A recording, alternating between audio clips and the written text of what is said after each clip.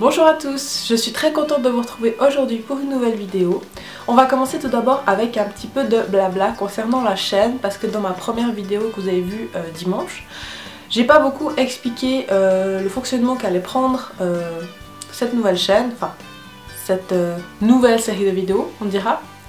Donc je pensais faire les vidéos tous les dimanches et tous les mercredis si j'arrive à tenir le rythme, ce que j'espère vraiment. Si je n'y arrive pas, ce sera une vidéo par semaine et de temps en temps une deuxième, mais j'espère réussir à tenir le rythme de 2 vidéos. Également concernant les thèmes et sujets que je vais aborder, ça sera principalement donc des tutoriels maquillage ainsi que des revues sur des produits et comme vous l'avez vu dans le titre de la vidéo, des premières impressions sur des produits que je viens d'acheter.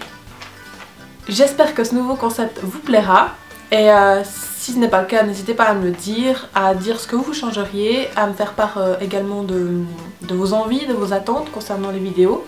J'en prendrai grande note et je vous laisse maintenant avec la vidéo d'aujourd'hui. Si je parle du nez un petit peu, veuillez m'excuser, je suis malade depuis quelques jours, donc j'ai le nez totalement bouché. Donc j'espère que ça ne vous dérangera pas trop et que ça se verra surtout pas trop dans la vidéo. Aujourd'hui je reviens vers vous pour parler d'un produit que j'ai acheté très récemment.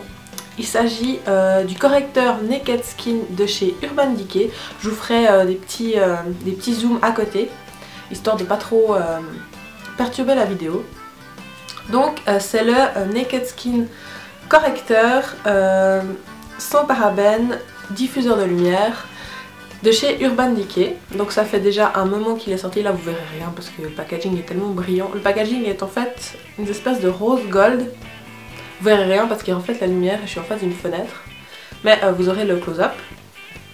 Donc le packaging est très joli, j'aime beaucoup la couleur. Bon, Urban Decay font généralement des très jolis packaging. Donc j'ai pris la teinte Medium Light Neutral, si jamais ça vous intéresse. J'ai un tout petit peu peur que ça soit un chouïa trop foncé parce que dans le Sephora où j'ai été, la lumière n'était pas très bonne, donc j'ai pas vraiment pu voir la vraie couleur que je devais prendre. Et du coup j'ai un peu peur que ça soit trop foncé. Pour l'instant ça devrait aller vu que j'ai un petit peu, tout petit peu, des couleurs d'été. Mais pour l'hiver je pense que ça risque d'être un poil trop foncé. Donc le tube se présente comme ceci, vous aurez toujours close-up, ne vous inquiétez pas. Le tube se présente comme ceci, très simple, donc je sais pas si c'est du verre ou du plastique, je suppose que c'est du plastique. Ensuite, quand on l'ouvre, alors, je le découvre en même temps que vous, Enfin, je l'ai déjà swatché au magasin, mais je découvre en même temps que vous à peu près. Donc il y a un petit applicateur en mousse plat. C'est bizarre, j'avais jamais vu du plat, d'habitude c'est arrondi, là c'est du plat. J'aime beaucoup, donc à voir si c'est pratique pour l'utilisation. La couleur, ma foi, a l'air pas trop mal, on verra. Donc voilà pour la description générale du produit. J'ai uniquement pour l'instant du fond de teint sur le visage, donc si vous voulez savoir, donc j'ai utilisé une base, donc c'est la base Baby Skin Efface Fatigue Minute en Warm Abricot de chez Maybelline.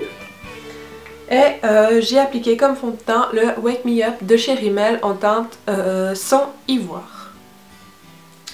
Donc c'est tout ce que j'ai sur le visage et maintenant je vais passer à l'application du correcteur.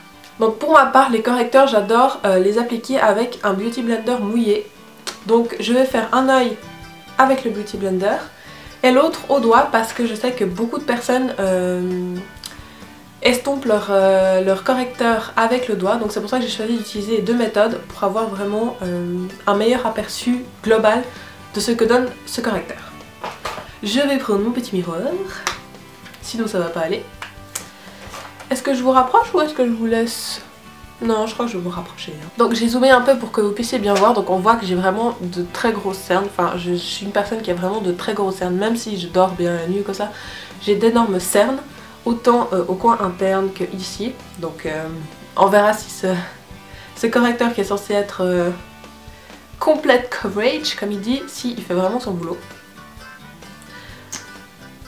On va commencer par l'œil pour lequel je vais utiliser le Beauty Blender, donc ça va être le droite. Si vous voyez ça, c'est mon miroir.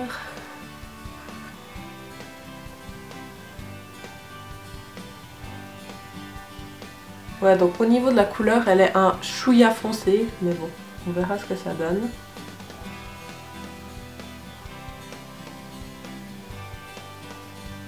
Donc je fais la technique du triangle. J'en mets également au-dessus parce que j'ai beaucoup de veines à camoufler.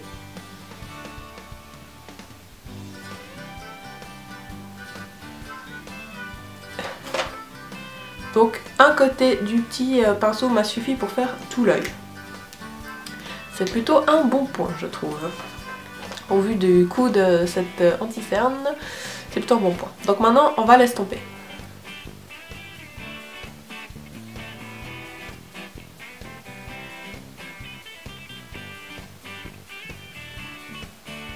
On voit déjà quand même pas mal une différence. Je trouve personnellement...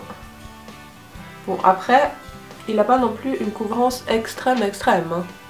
On voit quand même encore pas mal le cerne. Je vais essayer d'en appliquer un poil plus pour voir si ça fait quelque chose.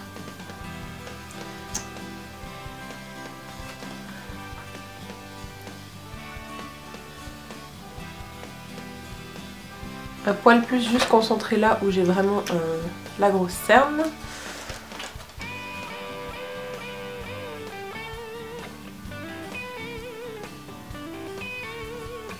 Ah, c'était pour ça, j'en ai peut-être pas mis assez.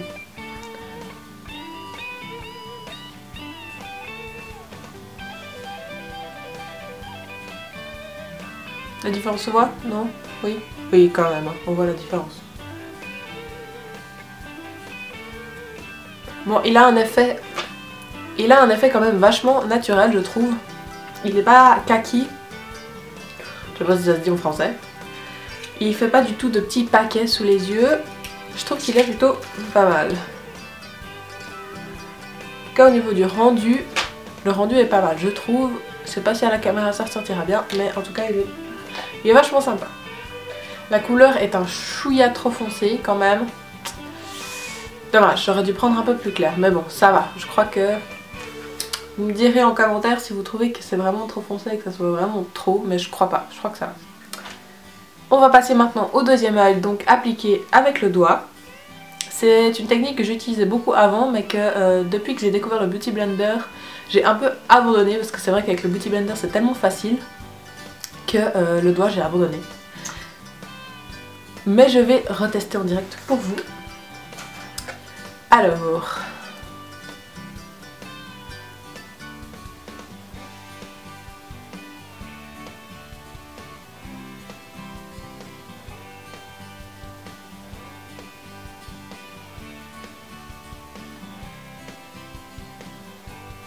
Et donc on va venir estomper.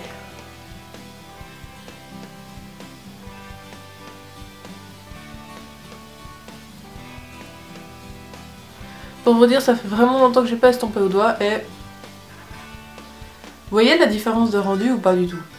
Franchement. Hein? Alors la grande différence c'est qu'au doigt, on a une plus grosse couvrance, mais au Beauty Blender, on a quand même un truc vraiment beaucoup plus naturel. Donc je pense que je vais reprendre mon Beauty Blender et que je vais finir avec. Donc vous voyez qu'au doigt, la couvrance est plus grande, mais je préfère vraiment le rendu naturel.